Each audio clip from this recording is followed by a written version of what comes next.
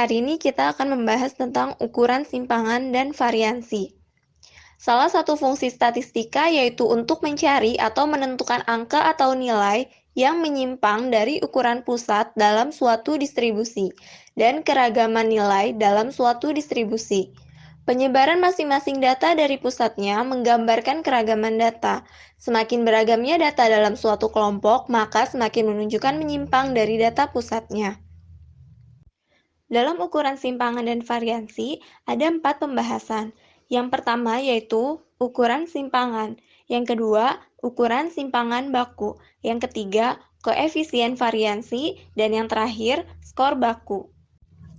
Pembahasan yang pertama yaitu ukuran penyimpangan. Di dalam ukuran penyimpangan ada 3 bagian. Yang pertama yaitu rentang, yang kedua rentang antar kuartil, dan yang ketiga rata-rata simpangan.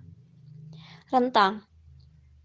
Rentang atau jangkauan adalah jarak atau selisih antara skor yang tertinggi dengan skor terendah dalam kumpulan atau kelompok data. Rentang disimbolkan dengan huruf R. Simbol rentang yaitu R sama dengan XA dikurang XB, yang mana R merupakan rentang, XA merupakan skor tertinggi, XB merupakan skor terendah. Untuk contoh soal bisa dilihat di buku di halaman 63. Contoh yang pertama yaitu hasil ujian tengah semester mata pelajaran IPS di kelas 7A diperoleh skor tertinggi 90 dan skor terkecil 30. Dengan memasukkan ke dalam rumus, maka diperoleh rentang R sama dengan XA dikurang XB. R sama dengan 90 dikurang 30 sama dengan 60. Yang kedua, ada rentang antar kuartil. Rentang antar kuartil merupakan selisih di antara kuartil ketiga dengan kuartil ke-1. Besarnya rentang antar kuartil ini adalah 50% dari data. Secara sederhana dapat ditulis dengan rumus rentang antar kuartil atau RAK sama dengan K3 dikurang K1, yang mana RAK merupakan rentang antar kuartil, K3 merupakan kuartil ketiga, K1 merupakan kuartil ke-1. Disajikan tabel distribusi frekuensi data berkelompok. Dapat kita ketahui bahwa K1 berada pada kelas interval 61 sampai 70 dan K3 berada pada kelas interval 81 sampai 90. Menghitung kuartil ke-1 dan kuartil ketiga dengan menggunakan rumus KI sama dengan B plus P dikali I per 4N dikurang F besar dibagi F kecil. Mencari K1. K1 sama dengan 60,5 ditambah 10 dikali 1 per 4 dikali 80 dikurang 10 dibagi 14.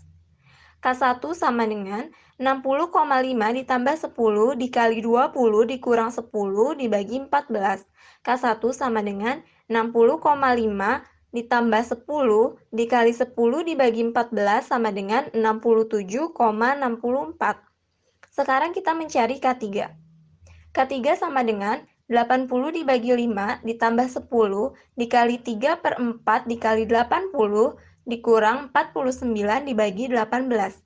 K3 sama dengan 80,5 ditambah 10 dikali 60 dikurang 49 dibagi 18 sama dengan 80,5 ditambah 10 dikali 11 dibagi 18. K3 sama dengan 86,61. Jadi dapat kita hitung rentang antar kuartilnya yaitu RAK sama dengan K3 dikurang K1 sama dengan 86,61 dikurang 67,64 sama dengan 18,97.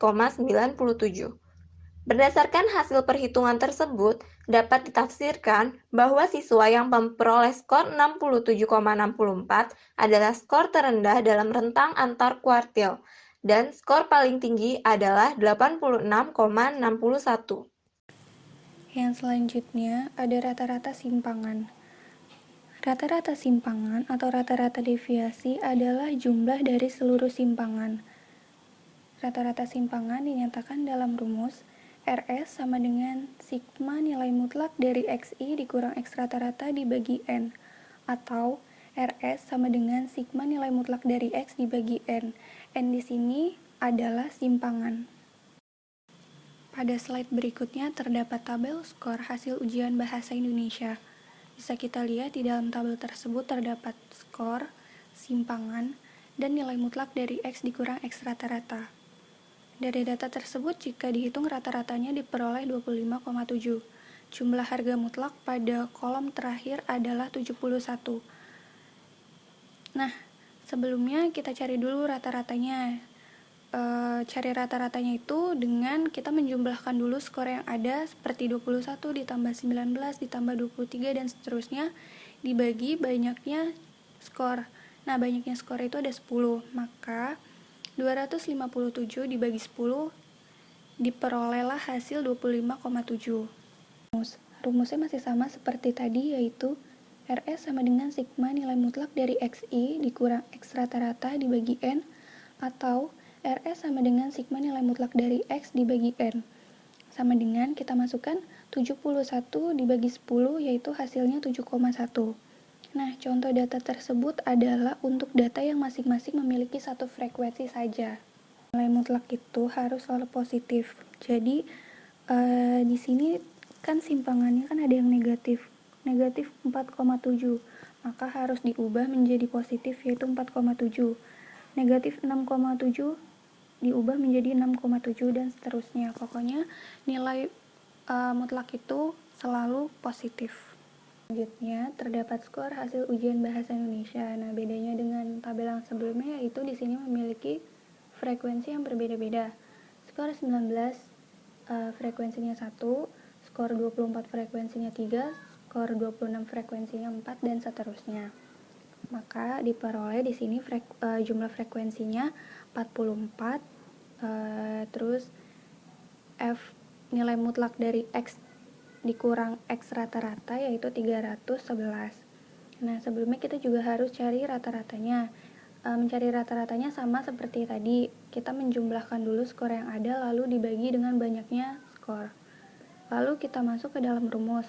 Rumusnya di sini perbedaannya tinggal kita masukkan sigma F nilai mutlak dari XI dikurang X rata-rata dibagi N atau RS sigma F nilai mutlak X dibagi N sama dengan kita masukkan. Di sini sudah diketahui ya 311, lalu kita masukkan lagi F-nya N-nya itu sama dengan F ya. Itu 44 sama dengan diperoleh hasil 7,07. Selanjutnya adalah ukuran simpangan baku, koefisien variansi, dan skor baku. Simpangan baku dan variansi. Simpangan baku dilambangkan dengan S untuk sampelnya dan tanda sigma kecil untuk populasi. Simpangan baku yang dikuadratkan dinamakan dengan variansi. Dilambangkan dengan S kuadrat untuk sampelnya, kemudian untuk populasinya dilambangkan dengan sigma kecil kuadrat. Sedangkan untuk menghitung simpangan baku, kita harus mengetahui dulu variansinya. Nah, apa sih itu variansi? Variansi adalah jumlah simpangan baku yang dikuadratkan. Sedangkan untuk mencari simpangan baku yaitu dengan cara akar dari jumlah simpangan skor dari rata-rata dibagi dengan banyaknya data. Nah, teman-teman, kemudian untuk slide yang selanjutnya, jadi secara aljabar variansi sama simpangan baku itu punya dua jenis. Yang pertama ada data distribusi berkelompok dan yang kedua ada data distribusi tidak dikelompokkan. Nah, yang pertama kita akan membahas tentang data distribusi tidak berkelompok.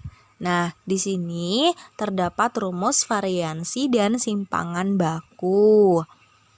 Nah, perhitungan variansi sebagai langkah pertama yang harus dilakukan.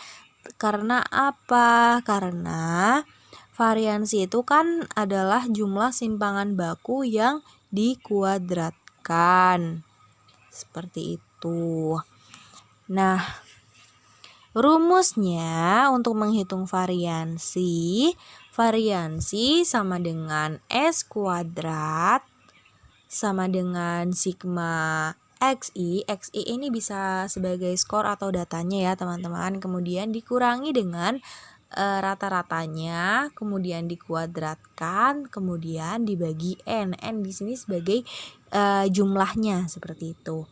Atau S kuadrat sama dengan sigma X kuadrat dibagi dengan N atau jumlahnya.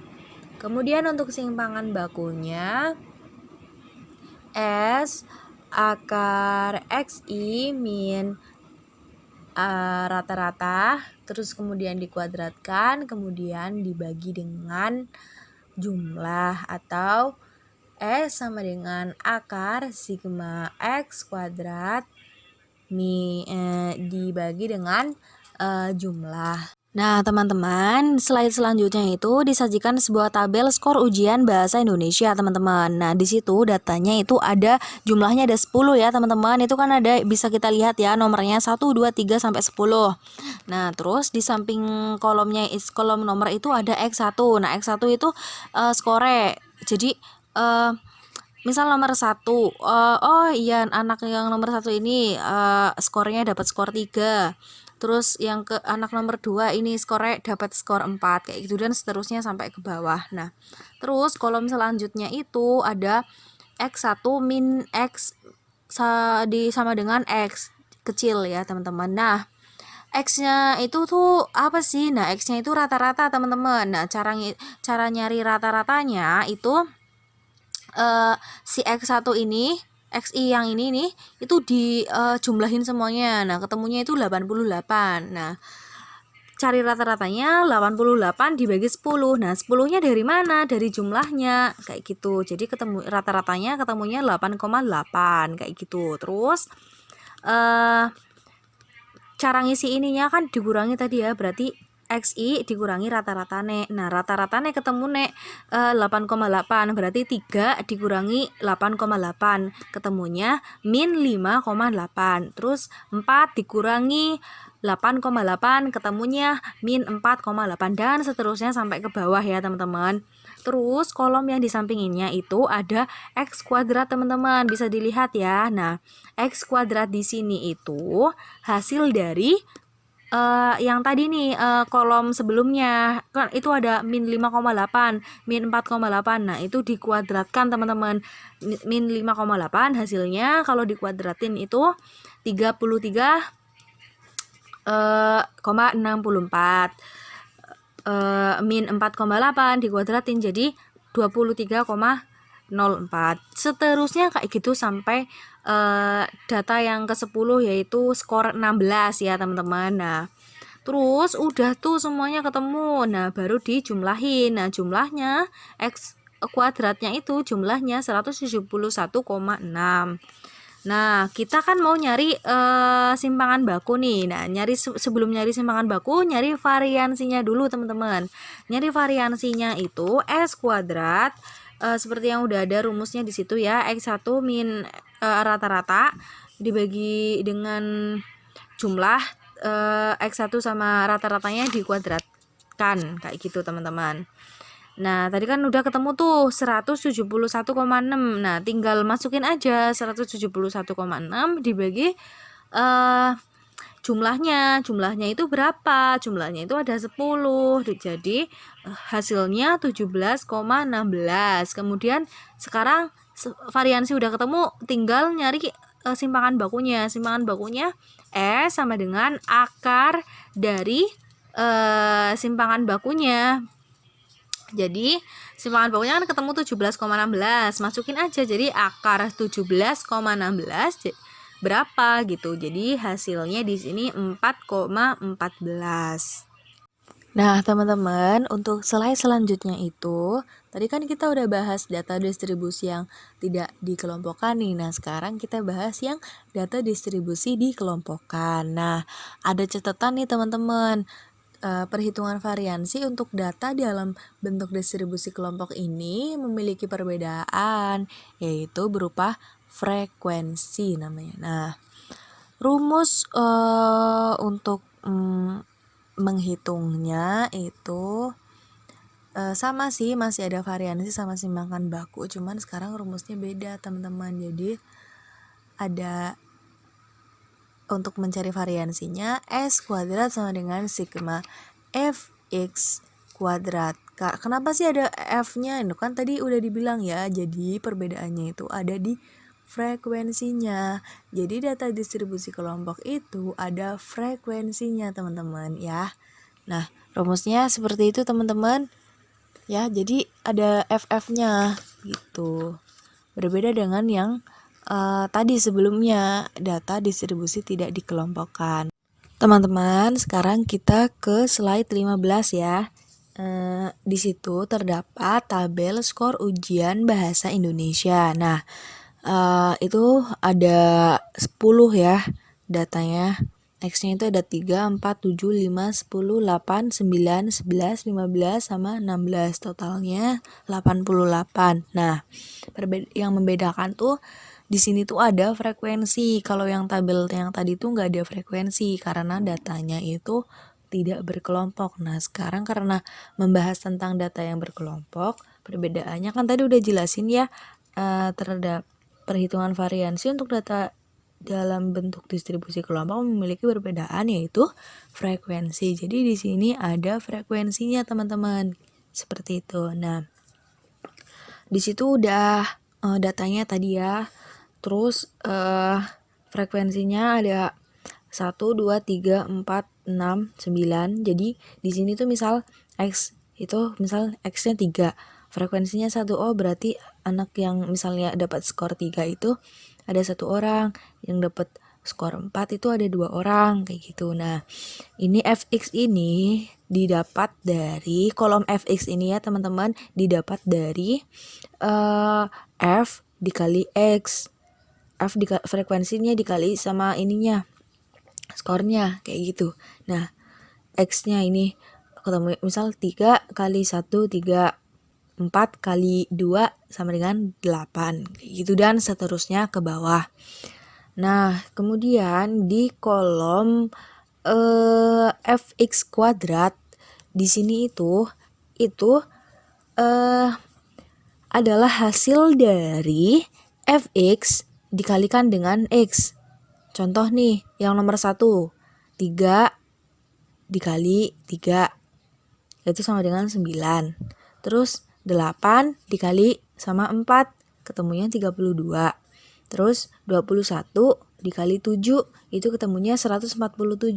Nah, kok X-nya jadi kuadrat sih, Li? Kenapa? Nah, X-nya jadi kuadrat karena itu kan fx dikali dengan x. Jadi x sama x kalau dikalikan jadi x kuadrat. Nah, kayak gitu teman-teman. Ya, untuk seterusnya kayak gitu terus sampai ke bawah. Nah, kemudian dari situ kita didapat bahwa n-nya itu sama dengan 40. Nah, n-nya itu di sini tuh jumlah teman-teman. Jumlah ibaratnya apa ya? Jumlah siswanya gitulah. Kan di sini ada frekuensinya. Misalnya yang dapat 3 1 orang nih, yang dapat skor 4 2 orang kayak gitu. Nah, terus sigma fx-nya itu ini kan jumlah hasil fx-nya itu dijumlahin semuanya itu ketemunya 359. Terus sigma fx kuadratnya itu ketemunya 3621. Nah, kayak gitu teman-teman. Udah dijumlahin semua tuh. Nah, habis itu baru deh masukin ke rumusnya. Nah, rumusnya pakai yang S kuadrat sama dengan sigma fx kuadrat dibagi n dikurangi dalam kurung sigma fx per n terus dipangkatin 2. Nah, tinggal tuh masukin rumusnya teman-teman. Terus kalau udah ketemu nih ya, kan udah ketemu nih S kuadratnya atau variansinya.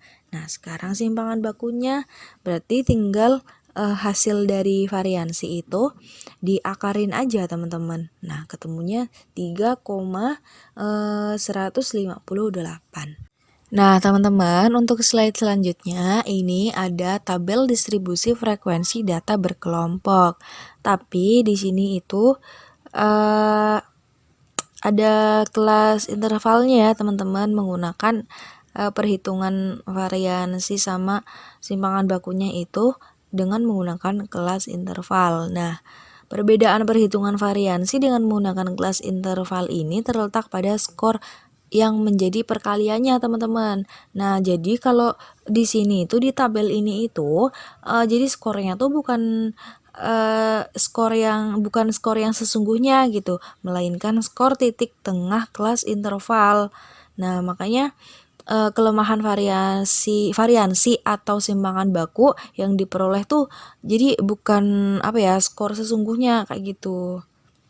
Nah, yuk kita lihat di tabelnya. Di situ ada kelas interval dari 31 sampai 40, 41 sampai 50 dan seterusnya di situ, teman-teman. Nah, titik tengahnya 35,5, 45,5 dan seterusnya. Untuk frekuensinya 2, 3 dan seterusnya.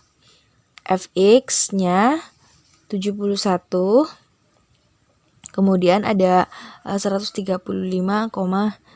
Nah, teman-teman di sini bertanya-tanya, Fx 71 itu dari mana? Ya, dari 35,5 dikalikan dengan 2. Kemudian 45,5 dikalikan dengan 3. Ketemunya 136,5. Seperti itu, teman-teman. Nah, kemudian ada tabel X kuadrat. Nah, di sini X kuadrat tuh dari mana sih? Nah, kayak gitu kan.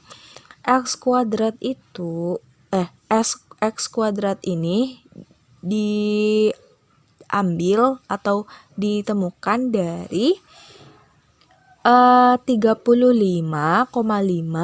dikuadratin, teman-teman. Terus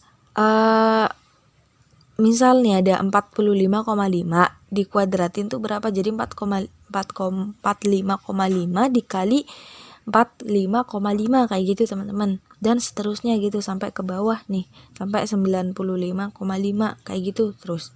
Nah, terus setelah ketemu X kuadratnya, nah baru kita ke kolom yang selanjutnya, yaitu ada Fx kuadrat. Nah, Fx kuadrat itu dari mana sih Fx kuadratnya? Nah, Fx kuadratnya itu dari X ini titik tengah atau X itu dikali sama Fx-nya. Jadi 35,5 dikali sama 71 kayak gitu, teman-teman. Ketemulah Fx dan seterusnya sampai ke bawah. Nah, setelah ketemu semuanya, kemudian kita cari tuh dulu variansinya. Sebelum kita ke simpangan bakuan, kita cari variansi dulu. Nah, variansinya itu S kuadrat, rumusnya ya, S kuadrat sama dengan sigma Fx kuadrat per N dalam kurung sigma Fx per N, kemudian dipangkatin 2 kayak gitu. Rumusnya sama dengan data distribusi berkelompok, teman-teman. Cuman kalau di sini itu datanya ada kelas intervalnya kayak gitu. Terus setelah ketemu, udah dihitung nih, udah ketemu S kuadratnya, kemudian kita mau mencari simpangan bakunya. Nah, dia tinggal akarkan aja. Jadi jumlah yang udah ketemu tuh tadi S kuadratnya udah ketemu 203,61. Kemudian cari simpangan bakunya tinggal S sama dengan akar 203,61. Bismillah. Baiklah teman-teman, sekarang kita masuk ke dalam koefisien variansi. Skala satuan, puluhan, ratusan yang digunakan untuk menskor pada satuan pengukuran akan memberikan pengaruh terhadap besarnya skor simpangan baku. Nah, misalnya, hasil perhitungan simpangan baku pada dua data kelompok. Yang pertama, skala satuan diperoleh S-nya 4,14 dan rata-ratanya 8,8, dan kedua dengan skala puluhan diperoleh S-nya 14,27 dan X rata-ratanya 85,5. Dari perbedaan skala satuan dan puluhan memberikan pengaruh terhadap besarnya simpangan baku, sehingga sulit diketahui manakah data yang lebih homogen atau heterogen. Untuk mengatasi permasalahan ini, digunakan perhitungan dengan menggunakan teknik tertentu, yaitu membagi simpangan baku dengan rata-ratanya. Ini dikenal dengan istilah koefisien variansi atau KV, dengan rumus KV sama dengan S per rata-rata. Kita masuk ke contoh soal ya. Dari permasalahan tadi di atas, kelompok A itu simpangan bakunya tadi S-nya 4,14 dan rata-ratanya 8,8. Nah, itu untuk data satuannya. Untuk kelompok B atau puluhannya, simpangan bakunya 4,27 dan rata-ratanya 85,5. Nah, jika dihitung KV kelompok A, maka diperoleh 4,14 per 8,8, hasilnya 0,47. Nah, untuk data dari kelompok B, 14,27 per 85,5 itu diperoleh 0,167. Nah, kesimpulannya berdasarkan perhitungan, maka koefisien variansi kelompok yaitu 0,47 dan 0,167, maka kedua kelompok ini berbeda dalam keragaman, yaitu kelompok A lebih heterogen dibandingkan dengan kelompok B. Bismillahirrahmanirrahim. Sekarang kita masuk pada pembahasan skor baku. Nah, data hasil ujian bahasa Indonesia pada sampel berukuran N dengan data X1, X2, X3, X4 sampai Xn dengan rata-rata dilambangkan X dan simpangan baku dilambangkan dengan S. Dari data tersebut dapat dibentuk data baru yang diperoleh dari penyimpangan data dari rata-rata yang dinyatakan dalam suatu simpangan baku. Dan bilangan tersebut dinamakan bilangan baku yang dilambangkan dengan Z. Nah, distribusi yang dibentuk dari skor baku dinamakan dengan distribusi normal baku atau disebut juga dengan Z yang memiliki rata-rata 0 dan simpangan bakunya sama dengan 1. Lanjut ya. Nah, untuk menghitung skor baku digunakan formula sebagai berikut ya. ZI sama dengan XI dikurang X atau rata-rata per S. Nah, dengan I-nya itu 1, 2, sampai N gitu. Dimana ZI sama dengan skor baku, XI itu adalah skor siswa, dan X itu adalah rata-rata. Lanjut.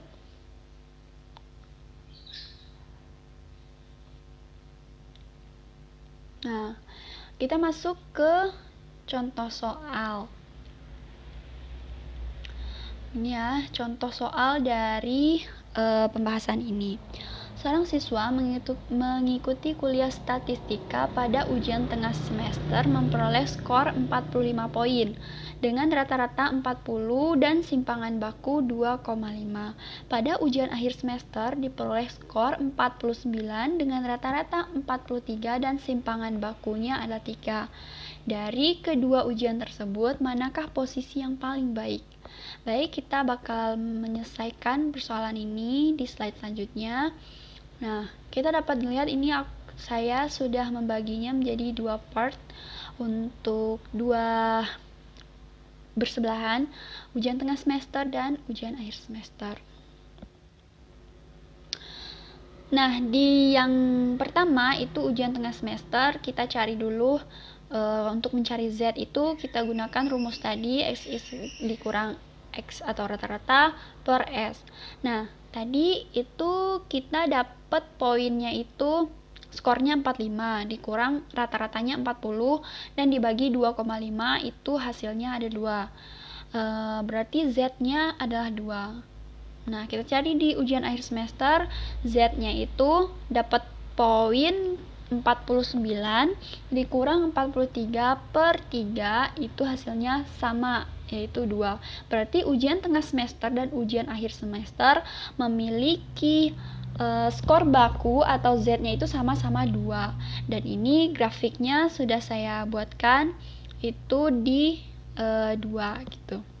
Nah, dapat disimpulkan dari persoalan ini, hasil perubahan data mentah menjadi skor baku pada dua kelompok data yang berbeda dalam rata-rata maupun simpangan baku, maka ujian akhir semester memiliki skor baku atau Z sama dengan ujian tengah semester.